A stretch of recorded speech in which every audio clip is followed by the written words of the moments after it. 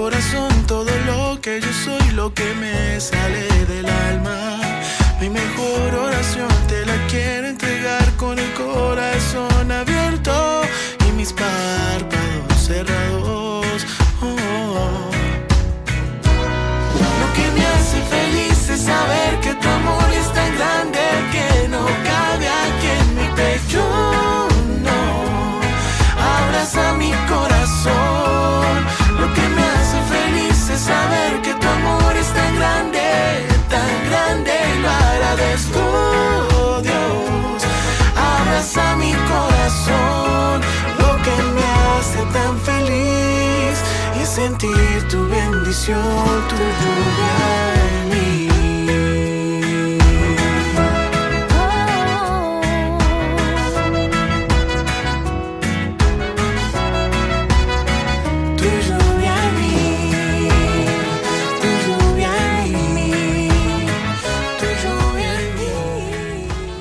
Buenas, ¿cómo les va? Aquí estamos de nuevo y gracias por acompañarnos.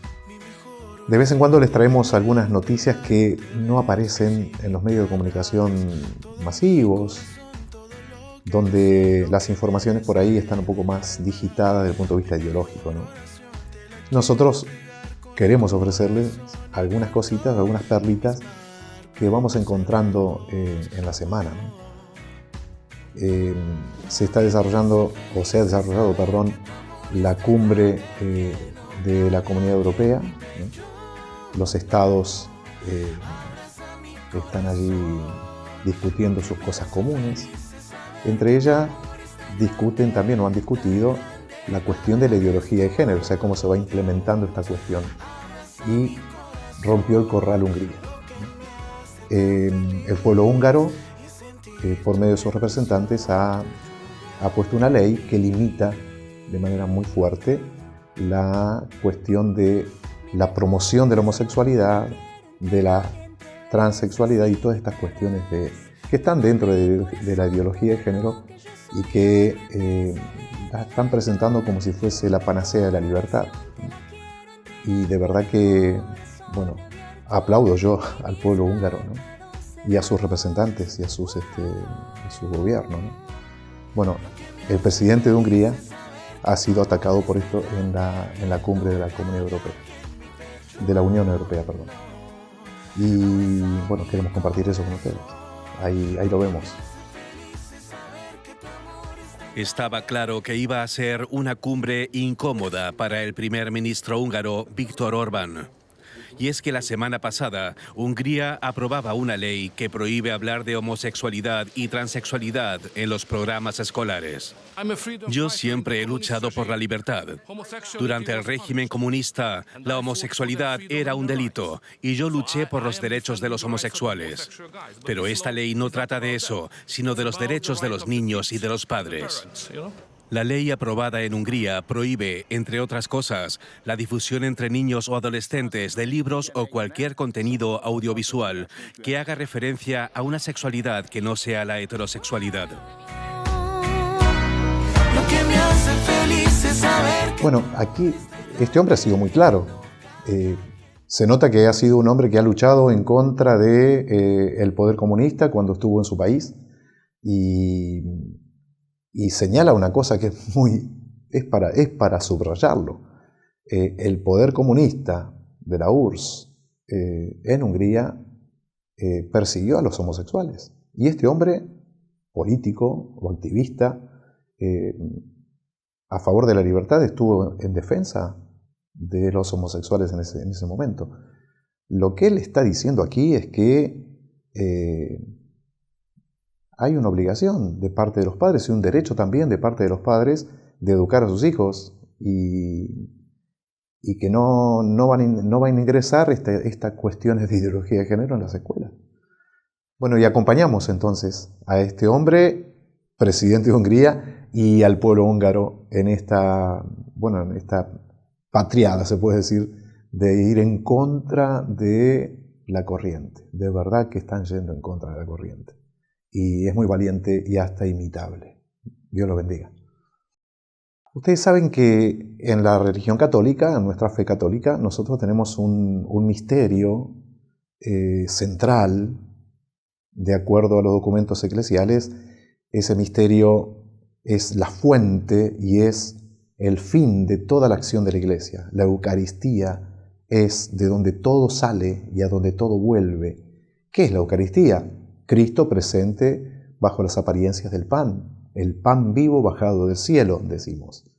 Lo conservamos en los sagrarios, la lucecita que está al lado del sagrario indica la presencia real de Cristo allí, vivo, y lo comulgamos los domingos cuando se da la comunión en la Santa Misa, lo adoramos, nos ponemos de rodillas delante de Él, y para nosotros no es algo sino alguien. De vez en cuando en la Iglesia Dios regala algunas cuestiones que salen de lo común. Le llamamos milagros eucarísticos. El pedacito de pan se manifiesta, ese pedacito de pan que en apariencia es pan, ¿no es cierto?, se manifiesta de una manera especial. Esos milagros eucarísticos a veces son la transformación de ese pedacito de pan en un pedacito de carne, o una hostia que se hace como un coágulo de sangre, y esto ha sucedido muchísimas veces, ¿no? Hay un milagro eucarístico en Avenida de la Plata, ahí en Buenos Aires, en la parroquia Santa María. Es un milagro de hace varios años atrás. Se conserva todavía ese milagro y está expuesto a los fieles que quieran visitarlo, ¿no? Ahora hace poquito, hace unos días, en la parroquia Sagrado Corazón de Cava, del barrio de Constitución, celebrada una misa por el padre Fabián Barrera, y ante muchísima gente se tuvo noticia de la transformación de una hostia en un coágulo de sangre, dice el padre. Bueno, queremos compartir el testimonio del padre Fabián y ajustándonos también a la autoridad eclesiástica. El padre lo dice al final también de sus palabras. Todavía la Iglesia no ha intervenido y estamos haciendo la difusión de algo extraordinario, y no hacemos juicios sobre eso todavía, pero nos acerca a pensar en la Eucaristía y en Jesucristo que está allí presente. Jesús dice, dichosos aquellos que creen sin haber visto. Sin embargo, se los comparto a ustedes porque son comunidad, no sé si es prudente, pero sí ustedes son parte de esta iglesia, ¿no? Y ayer se lo compartí a los chicos y ahora nuevamente en el sagrario, algo que es un signo que nos llama poderosamente la atención y los quiero compartir con ustedes. Después de la misa le voy a pedir a los servidores solamente para que puedan mirar y ser testigos oculares. Porque en mis 21 años de sacerdote nunca me tocó vivir algo así, ¿sí? Ustedes saben que hace unos días atrás, en una de las misas, hubo un pequeño incidente donde se cayeron las hostias en el piso, y como es costumbre, cuando Jesús sacramentado cae o cae un poco de la sangre de Cristo, se limpia, se purifica. Hay paños sagrados, esos paños sagrados se llaman purificadores, que cuando se los lava no se los mete en un lavarropa, primero tiene todo un proceso, se los sumerge solamente en agua sin ningún producto químico. En ese primer lavado esa agua se vuelca en una planta, y después sí, en el segundo lavado los purificadores o lienzos sagrados se lavan normalmente. Cuando una hostia se cae, se pone en un recipiente, en este caso de vidrio, con agua, esperando que se termine de disolver completamente. Una vez que la hostia se disuelve completamente, ya no hay presencia de Jesús en la Eucaristía, y esa agua se vuelca en una planta, en una maceta, en una planta, nunca jamás en un desagüe. ¿Sí? Pero ayer me pasó algo que nunca lo vi y me llamó la atención, se lo compartía, dije a los muchachos que vieran, digo, porque a veces uno dice, será una cuestión mía, ¿no? Pero una de las hostias está, es sangre, directamente sangre. Una de las hostias es sangre. Y digo, y a mí me emociona, yo creo en la presencia real de Jesús en la Eucaristía, pero me llama poderosamente la atención y yo tengo que avisarle a las autoridades eclesiásticas, ¿no? Porque no es algo natural, no es algo que acontezca, aunque nosotros sabemos de milagros eucarísticos. Yo no puedo decir, eso no me corresponde decir a mí un milagro eucarístico, pero sí llama la atención una de las hostias es prácticamente sangre, como sangre coagulada, sangre. Bueno, por eso después de la misa yo le voy a pedir a los servidores, en un acto de adoración, no por curiosidad, que puedan ser testigos oculares de ese hecho. Y después, bueno, se hará lo que diga las autoridades, los superiores, los obispos, ¿no? Pero sí, para mí es algo muy profundo en esta comunidad, que es una comunidad adoradora. Quizás todo no vamos a poder hacerlo hoy porque sería muy largo, pero después se puede documentar a través de la filmación. Después de lo que ven los servidores, abrimos un momentito el sagrario para que ustedes puedan contemplar también, ¿no?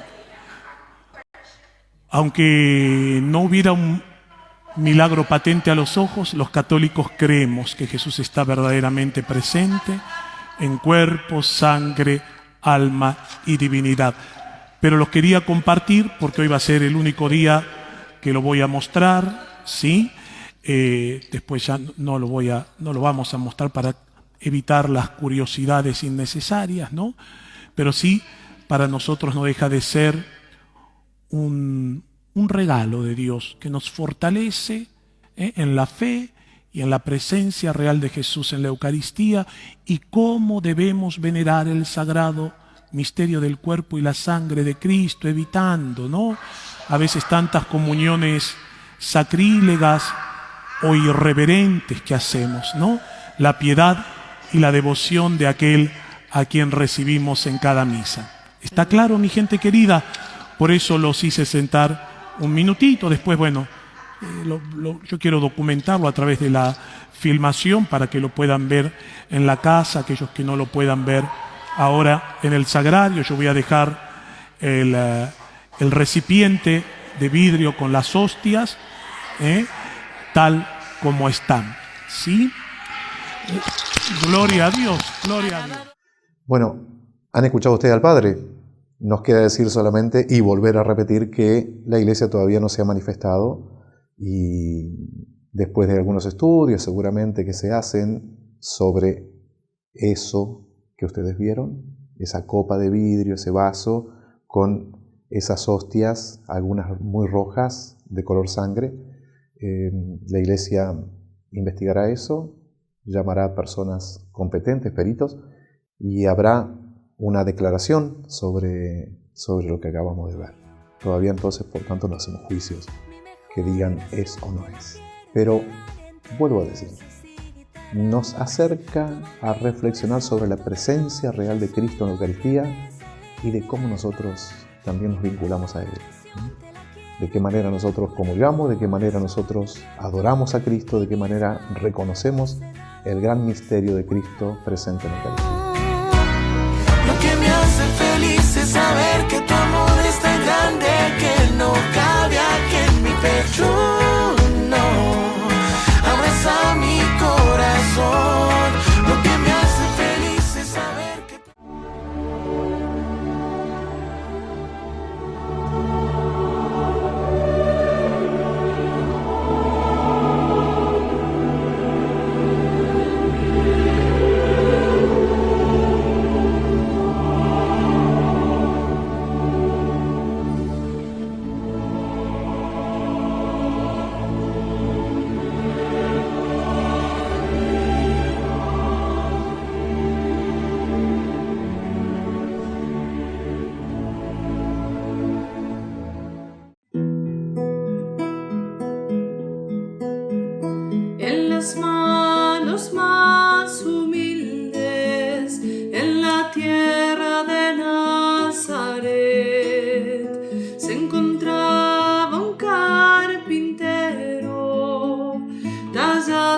tu amor y fe,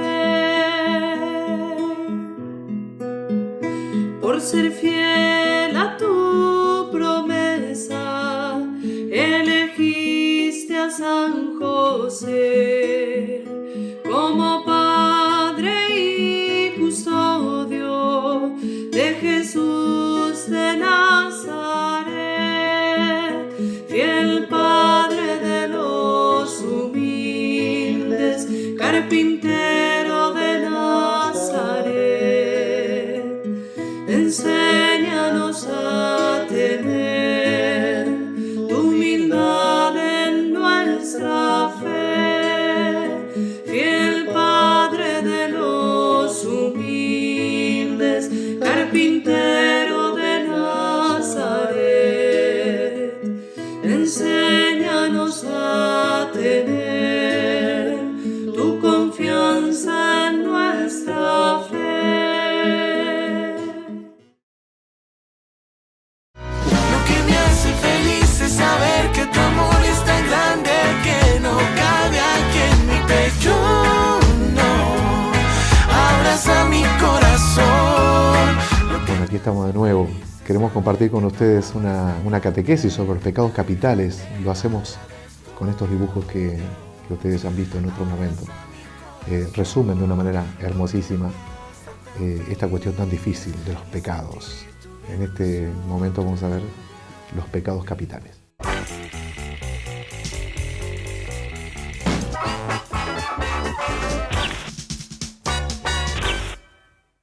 ¿Cuáles y qué son los 7 pecados capitales? Junto con los 10 mandamientos hay otra lista de cosas que debemos de evitar.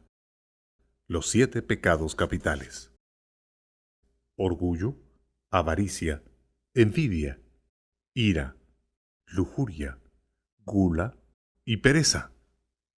Los pecados capitales se llaman pecados capitales no porque siempre son los más graves de los pecados, sino porque normalmente son la fuente de muchos otros pecados. Los 7 pecados capitales con frecuencia tienen algo que ver con nuestras disposiciones naturales o con la manera como fuimos criados. Algunas personas, por ejemplo, son por naturaleza muy activas e impulsivas. Debido a esto, probablemente tendrán que luchar contra la ira mucho más que contra la pereza.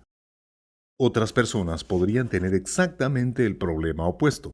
Pueden ser más relajados o perezosos por naturaleza. Va a ser más difícil para ellos luchar contra la pereza que evitar la cólera. Hay una manera de aprenderse los pecados capitales y es vincularlos todos en una cadena.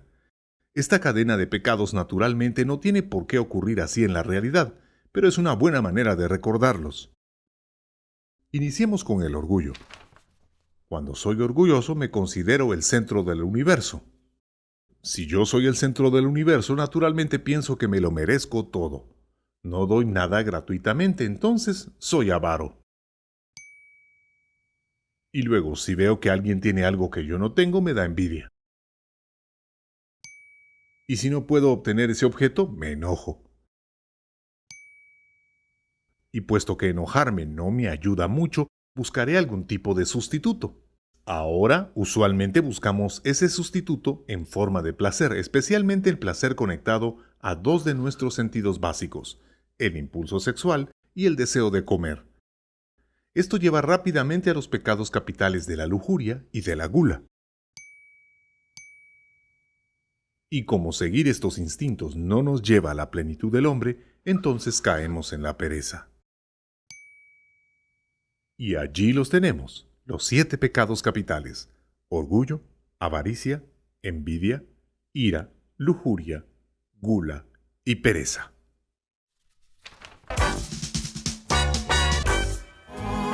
Abraza mi corazón. Ay, Padre, siempre con los pecados. Y para entender por qué la Iglesia de vez en cuando habla de los pecados, hay que mirarlo a la luz de algo conocido. Los que hemos tenido mamá y papá, nos hemos en un momento hasta sorprendido de tantas recomendaciones, y cuídate, y tené cuidado, y no vaya a ser qué. Los padres siempre están preocupados por ciertos peligros, ¿lo han notado? Sobre todo los jóvenes, los niños. Y hasta pareciera que en algún momento esas recomendaciones provienen de un cierto temor, ¿no? Y es verdad, hay un temor. Un papá o una mamá tiene un temor, que su hijo o su hija sufra el mal, físico o espiritual. Entonces se preocupan mucho porque uno esté advertido y asegurado. Bueno, lo mismo la Iglesia. ¿Y cuáles son los peligros que un cristiano católico puede sufrir?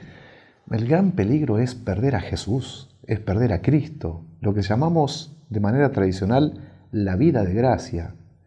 Y los pecados mortales son los que nos hacen perder la vida de gracia, es decir, ese vínculo vital con Cristo. Por eso de vez en cuando hacemos esto. Por eso la Iglesia en un momento dice, tengan cuidado con esto. En el Catecismo de la Iglesia Católica está bien claro. Se señalan estas 7 raíces malas, 7 motores del mal, que son los 7 pecados capitales. Y el primero, la soberbia, ¿no? La soberbia. Sin embargo, y con esto concluir, como se ha dicho en algún momento, dice, un pajarito, ¿no? Un ave, puede estar atada al suelo, a una estaca, con una cadena o con un simple hilo. No importa la fuerza, el pajarito no se puede separar, no puede cortar.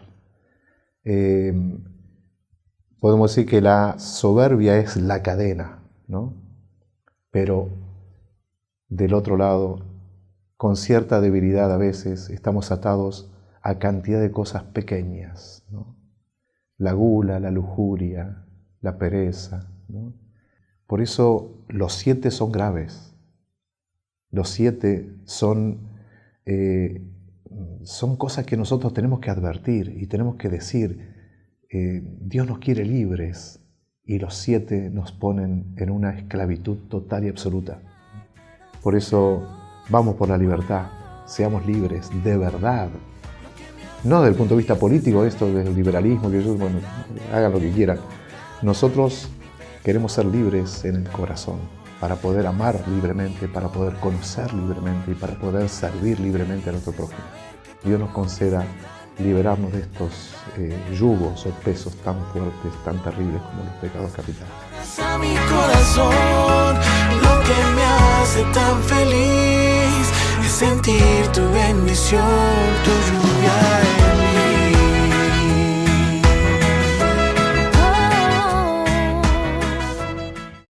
Regálale a tu amor de pareja una experiencia inolvidable. Porque siempre necesitamos renovar el entusiasmo, El respeto, la alegría, las ilusiones y los sueños que toda relación de pareja precisa para ser feliz. Por eso, viví un fin de semana de encuentro matrimonial. Inscribite en www.ematrimonial.org.ar ematrimonial.org.ar y consulta cuándo es el próximo encuentro en tu ciudad.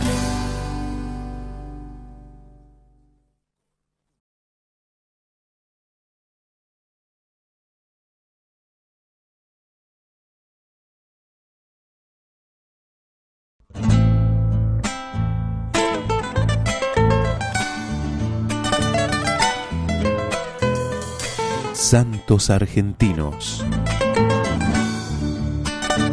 La Argentina cuenta con 3 santos, 13 beatos, 7 venerables, 38 siervos y siervas de Dios y 11 causas en preparación. Rojo sol de fuego.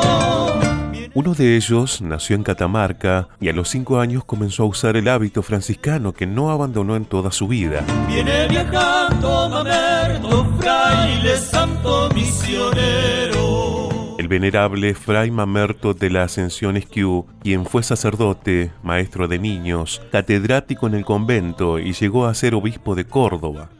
Fue además un gran patriota que realizó una valiosa contribución a la gesta de la Constitución Nacional, predicando el 9 de julio de 1853 un famoso sermón donde pidió concordia y unión para los argentinos. Padre bueno, de cuyo amor procede toda gracia, que diste a nuestro hermano franciscano Mamerto Esquiú tantos dones especiales y lo hiciste pastor de tu pueblo por su vida de entrega en la predicación, doctrina, ejemplo y servicio a los más necesitados. Te suplicamos que completes tu obra, glorificándolo con la corona de los santos. Por Jesucristo nuestro Señor. Amén. Hacia la gloria en el tiempo. Inicia el viaje total hacia la gloria en el tiempo. Venerable Fray Mamerto Esquiú, ruega por nosotros. Precepti salutaribus moniti, e divina institutione formati, audemus dicere, Pater noster, qui es in celi, sanctificetur nomen tuum, adveniat regnum tuum, fiat voluntas tua, sicut in cielo et in terra. Pane nostrum quotidianum da nos bis hodie, et dimite nobis debita nostra, sicut el nos dibitimus debitoribus nostris, et ne nos inducas in tentatione, sed libera nos a malo.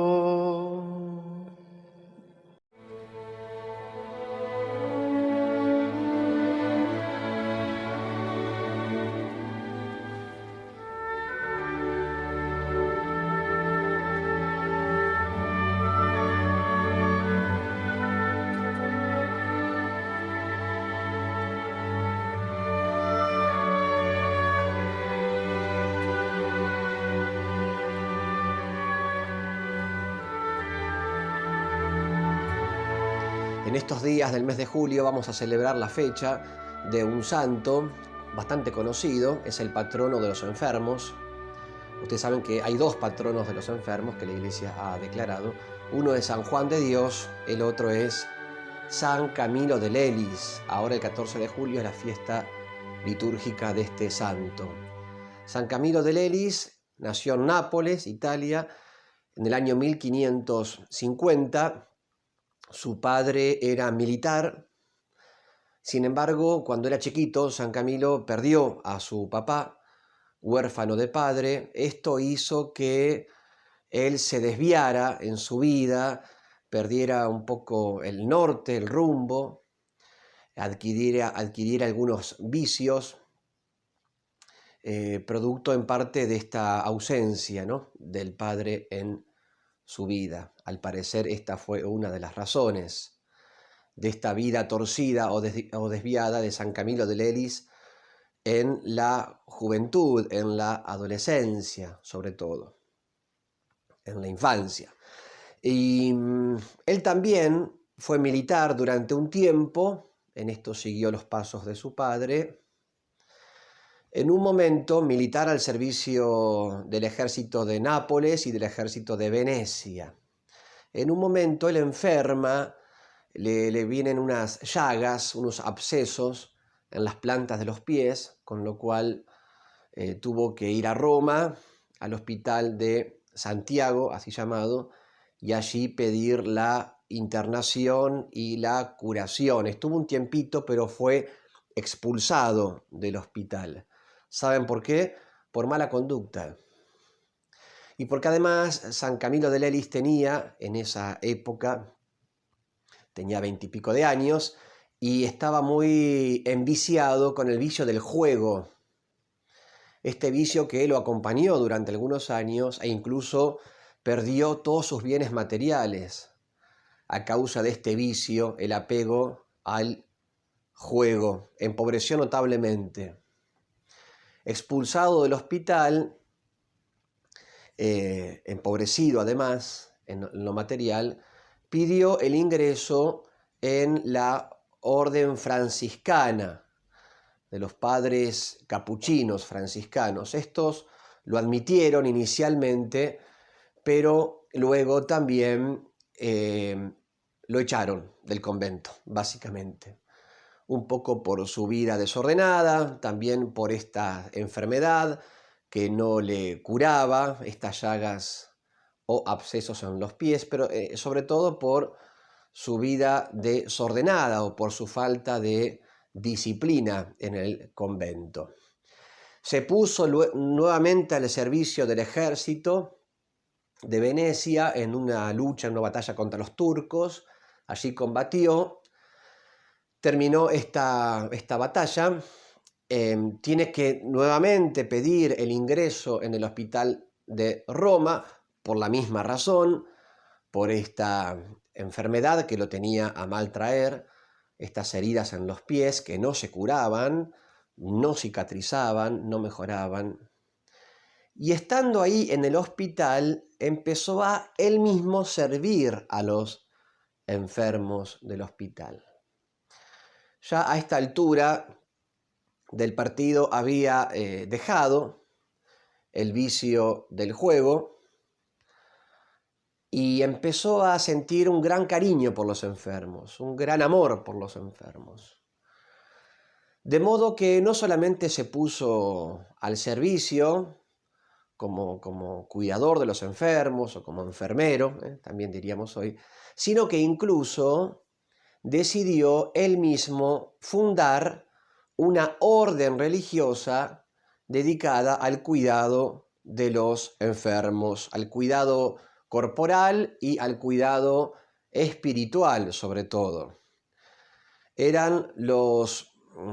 Fueron fundados con este nombre los enfermeros de la buena muerte, así se llamaban, o los cuidadores de la buena muerte, algo así. Se puso bajo la dirección espiritual de un gran sacerdote que había en aquellos años en Roma, un gran director espiritual, un santo llamado San Felipe Neri. San Felipe Neri lo guió, lo orientó y le sugirió a San Camilo de Lelis que estudiara para sacerdote y que fundara así esta orden religiosa,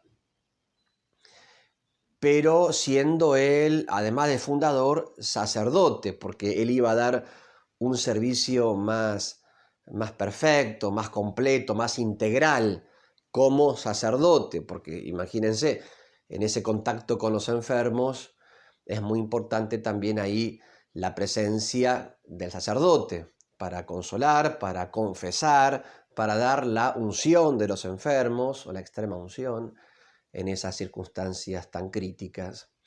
Con lo cual, bueno, San Camilo de Lelis obedeció a su director espiritual, a San Felipe Neri, estudió, se ordenó sacerdote y ahora sí se puso a la cabeza, al frente de esta orden religiosa cuyo carisma será la atención a los enfermos.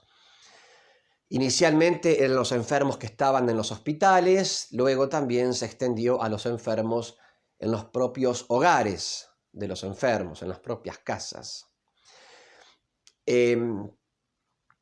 La herida, o las heridas, mejor dicho, en la llaga de los pies, estos abscesos que él tuvo, no desaparecieron, continuaron, permanecieron. Más de 40 años San Camilo de Lelis tuvo que convivir con estas llagas. A veces ni siquiera podía caminar. Y cuenta la historia, a veces él iba a atender a los enfermos arrastrándose, arrastrando sus pies, arrastrando las piernas, por el dolor intenso de sus llagas. Sin embargo, no se quejaba. Esto también es admirable, ¿no? La paciencia de este santo para soportar el dolor, para soportar la molestia, la adversidad. Es un ejemplo de paciencia. Este santo que logró convivir con esta cruz, la cruz de las llagas, en los pies durante más de 40 años. San Camilo de Lelis entonces fundó esta congregación, luego fue conocida con el nombre sobre todo de los Padres Camilos, hoy día se la conoce así, existe en la actualidad, los Padres Camilos, y bueno, murió en Roma a los 64 años de edad. Este gran santo que nos ayuda a ver a Cristo en los enfermos. Él siempre decía eso, ¿no? A sus compañeros de la orden. Traten de ver a Cristo en la persona del enfermo. Cristo está en el que sufre. Cristo está en el enfermo. Cuando uno sirve, ayuda, sana a una persona que está sufriendo, a un enfermo de cuerpo o de alma, está también ayudando, sirviendo, sanando al propio Cristo crucificado. Esta verdad de fe era principalmente aquella que motorizó toda esta empresa espiritual fundada por San Camilo de Lelis. También nos enseña este santo, una segunda enseñanza, a ser pacientes nosotros con nuestras molestias, con nuestros dolores, que pueden ser físicos, a veces psicológicos, espirituales. Aprender a convivir con estas cruces, cargarlas. A las cruces hay que cargarlas, no arrastrarlas, como decía Santa Teresa, No hay que arrastrarlas, sino cargarlas con esperanza, cargar las cruces con alegría, sabiendo que Cristo las carga con nosotros. No quejarnos. A veces somos muy quejosos por todo. Cualquier molestia, cualquier malestar, cualquier dolorcito, ¡ay, me duele! ¡Ay, que nadie se ocupa de mí! ¡Ay, que la molestia esta! ¡Ay, que! ¡Ay! ¿Cuántos ayes? O hay, con Y, A e Y, hay en nuestra vida, ¿no? ¿Cuántas quejas? ¿Cuántos hay?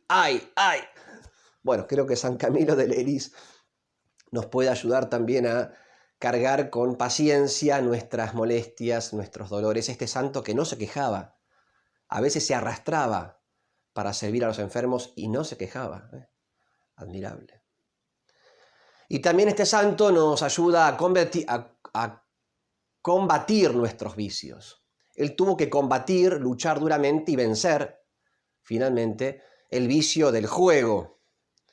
Bueno, creo que también podemos pedirle a este santo que nos dé la fuerza, la gracia, interceda por nosotros para que podamos combatir nuestros vicios, nuestros pecados.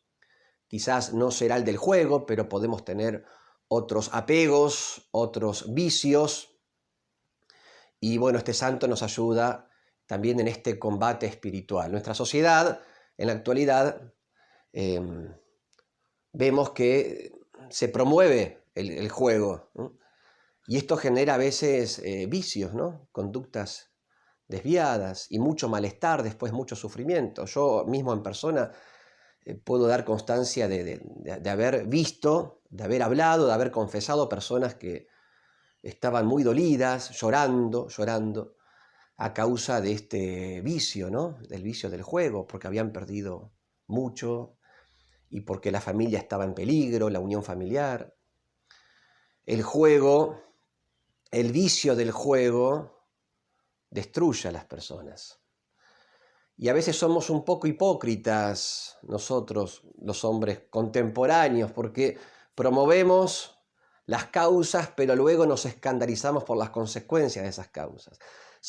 Promovemos el juego, pero luego nos lamentamos o lloramos por las consecuencias de eso que hemos promovido. Se promueve, no sé, el desorden sexual, o se promueve la inmoralidad o se promueve la lujuria, o el desenfreno sexual.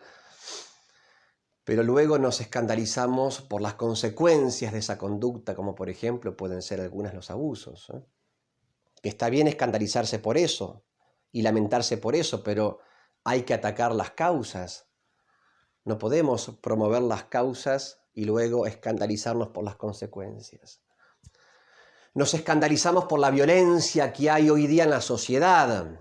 Mucha violencia, pero luego se legaliza el aborto, que es la peor de las violencias, porque es atacar a una persona inocente e indefensa. Se promueve la causa, pero luego nos escandalizamos por las consecuencias. Con lo cual pedimos a San Camilo de Leris que nos ayude a combatir, a luchar contra nuestros vicios, nuestros pecados. Él pudo vencer, también nosotros podemos vencer con la gracia de Dios. Hasta la semana que viene, si Dios quiere.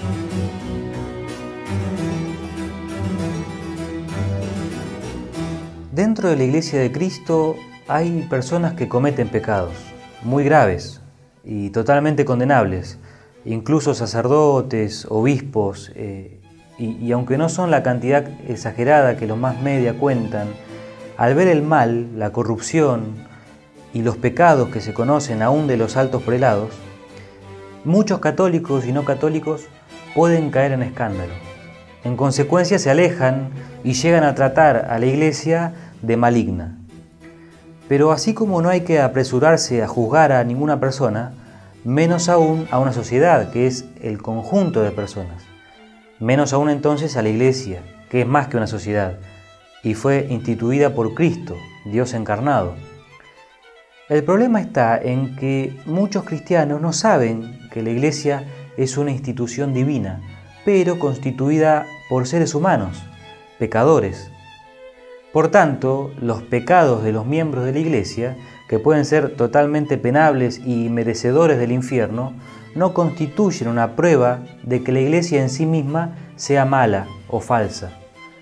Las pecadoras son las personas. El mejor ejemplo lo tenemos en los 12 apóstoles, con los que Cristo fundó su Iglesia.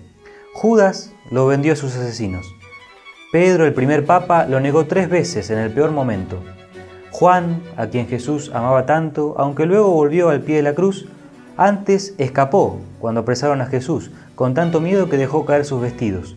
Tomás no creyó en Jesús hasta verlo resucitado con sus propios ojos, y todos lo abandonaron de igual manera. Pero Dios fundó su Iglesia igual, sirviéndose de esas personas, arrepentidas, pero con sus miserias propias, y ella durará hasta el fin del mundo. Incluso durante la historia han habido muchos católicos que vendieron o traicionaron a la Iglesia, como el monje Lutero, que fundó su propia secta argumentando que estaba harto de los pecados que veía en la Iglesia. Es como si una persona se cambiara de familia porque no le gusta lo que hacen sus hermanos. En vez de ser un buen católico, luchar por corregir los errores desde adentro por el bien de la Iglesia, como sí lo hicieron muchos santos.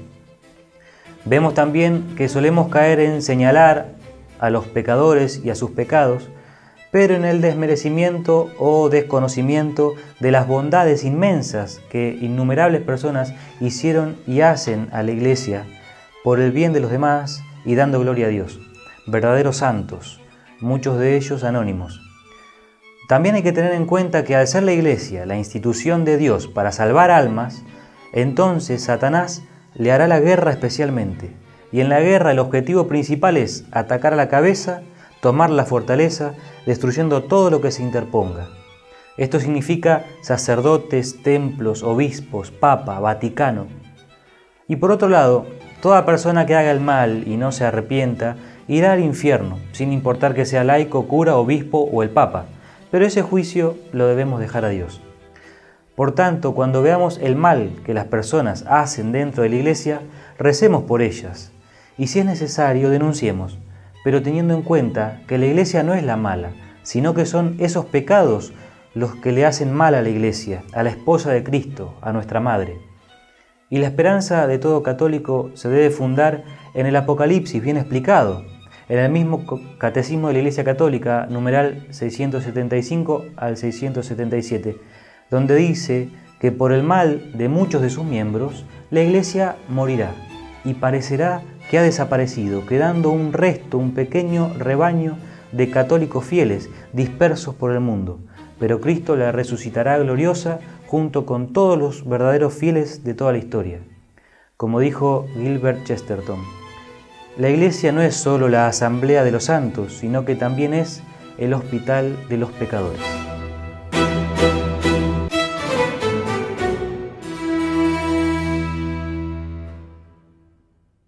Bendita sea tu pureza y eternamente lo sea,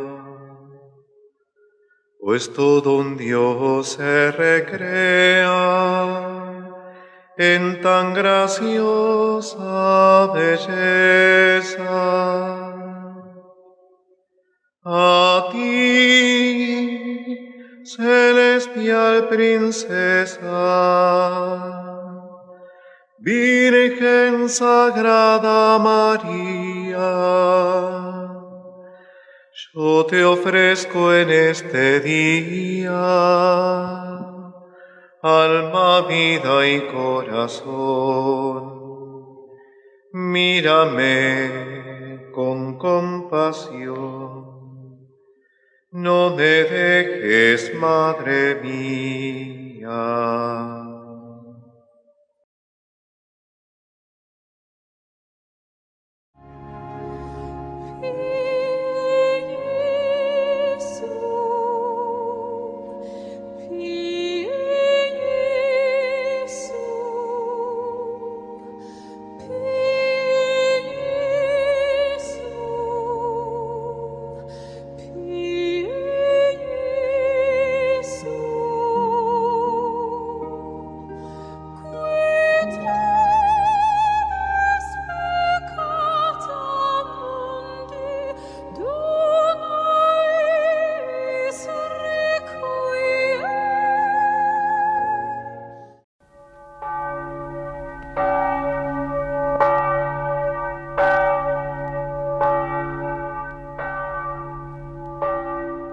Vossa face, Senhor, resplandeça sobre nós.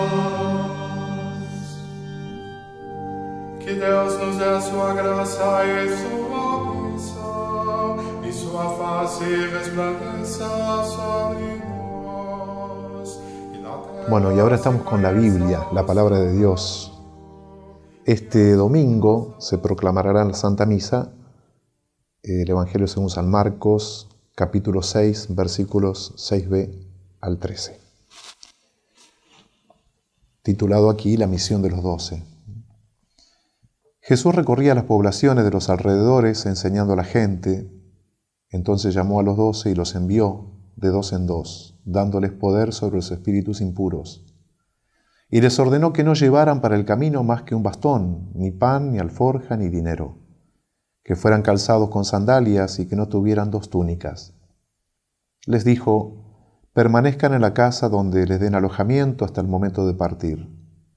Si no los reciben en un lugar y la gente no los escucha, al salir de allí sacudan hasta el polvo de sus pies en testimonio contra ellos. Entonces fueron a predicar exhortando a la conversión. Expulsaron a muchos demonios y curaron a numerosos enfermos, ungiéndolos con óleo. Palabra del Señor. Gloria a ti, Señor Jesús. La misión de los 12. ¿Quiénes eran estos 12? Los 12 apóstoles, los 12 primeros obispos. Las recomendaciones son significativas, las que Jesús les da a estos predicadores, futuros sacerdotes, obispos.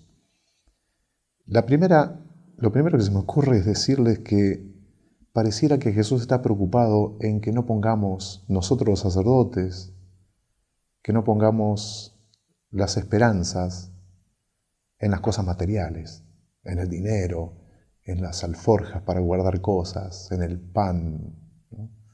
Que hasta no tengamos dos túnicas, dice, hasta se me ocurre decir no tener doble vestido, doble forma de presentarse, sino ser el que uno es. Mandados a predicar la conversión.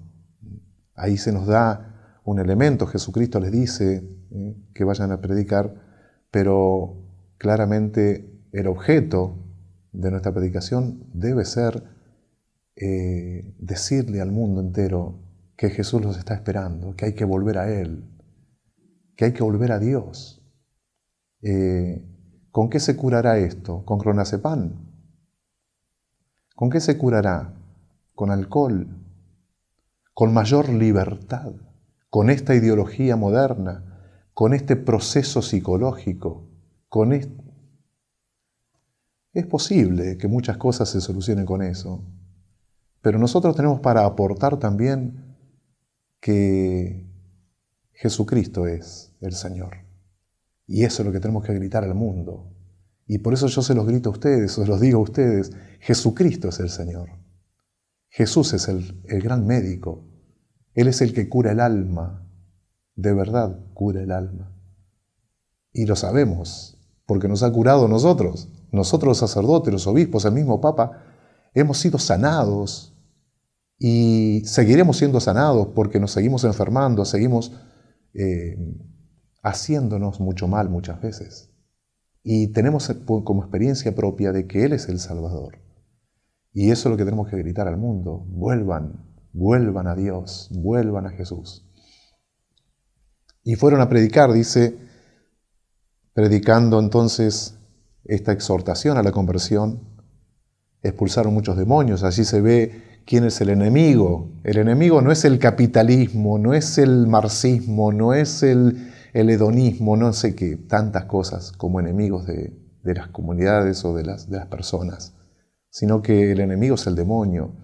Y lo dice claramente el apóstol, nuestra lucha no es contra la carne o la sangre, sino que nuestra lucha es contra los espíritus infernales que revolotean por el aire.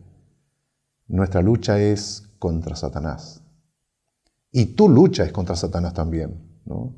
Y mi lucha personal es contra Satanás. No contra sistemas de, qué sé yo, sistemas económicos, sistemas políticos, sistemas, no sé, todo eso puede ser que también lo sea, pero el alma de todo eso es el demonio que mueve todos los hilos para la perdición de las almas, para la perdición de los hombres. Así que aquí está en estos pocos versículos lo que Jesús les pidió a los apóstoles que tengan como fuerza o como situación de predicación. Así que ustedes también tendrán que tomar la parte que les toca, ¿no? Y tendrán que ser grandes predicadores del Señor. Con lo poquito que tengas, con lo mucho que tengas, no importa. No conoces mucho de Dios, bueno, trata de conocerlo y por ahí podrás sembrar un poco más. Lo que Dios te está pidiendo es que seas testigo de Él. Que nuestro Señor Jesucristo entonces nos conceda la fuerza para ser predicadores, a veces en lugares donde no se nos quiere escuchar también, porque qué cosa difícil, ¿no es cierto? Predicar en un lugar donde no se nos quiere escuchar. Pero predicamos igual porque Jesús nos manda. Y ahí está el consuelo.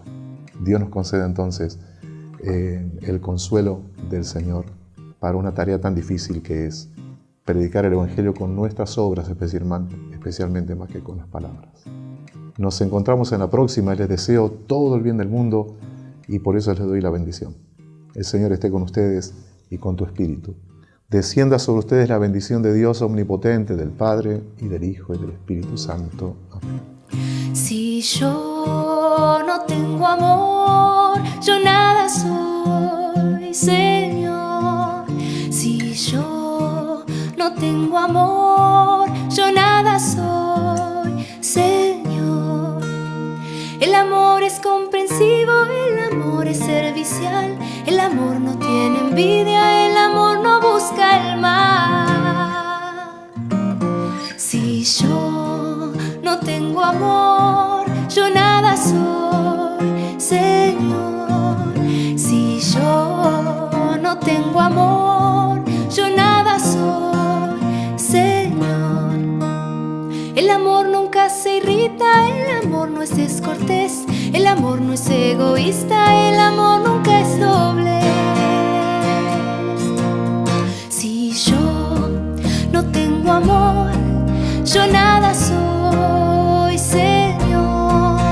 Si yo no tengo amor, yo nada soy, Señor. Nuestra fe, nuestra esperanza junto a Dios terminarán. El amor es algo eterno, nunca, nunca pasará. Si yo no tengo amor,